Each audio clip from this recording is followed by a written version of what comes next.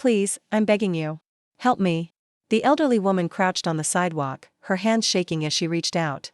A passing man kicked over her bowl and shouted, "Stop pretending, old lady. At your age, you're still begging. Have some shame." Another woman covered her nose. "You stink. Get out of here. This isn't a place for someone like you." Laughter spread down the street, cold, sharp, and cruel. The old woman lowered her head, picked up her broken bowl, and whispered, "I just want to stay alive." Then, a couple walked up from the corner. The woman, visibly pregnant, stopped.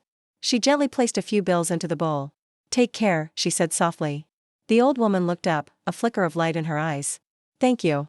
The man frowned and whispered impatiently, "Come on, honey. Don't get involved." They walked a few steps, then suddenly the man stopped. He turned around and ran back. "Mom."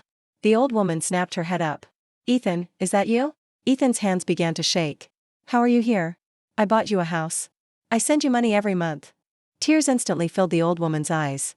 "I let your brother and his wife move in first. They said it was temporary." Her voice broke. "But they sold the house. They kicked me out. They said I wasn't useful anymore." Ethan clenched his jaw. "What about the money I send you?" She shook her head. "It goes straight into your brother's account. I never saw a single dollar." She looked at her son, her voice barely a whisper. "Can I live with you? I'm so lonely." Ethan looked away. My wife might not be comfortable."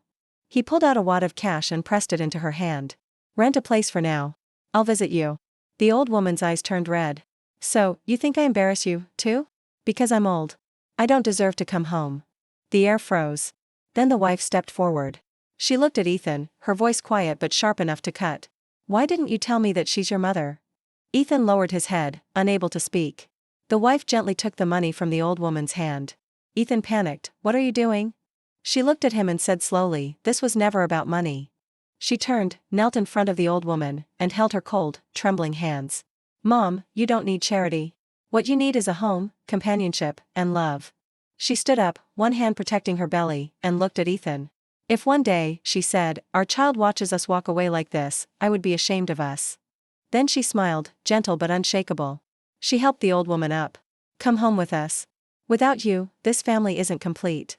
The old woman finally broke down, holding her tightly, crying like a child. That day, an old woman was humiliated by strangers, but she was rescued by family. Because real kindness isn't about whether someone deserves it. It's about whether you're willing to stay when walking away would be easier. If you believe she made the right choice, leave a heart so more people can see the power of compassion.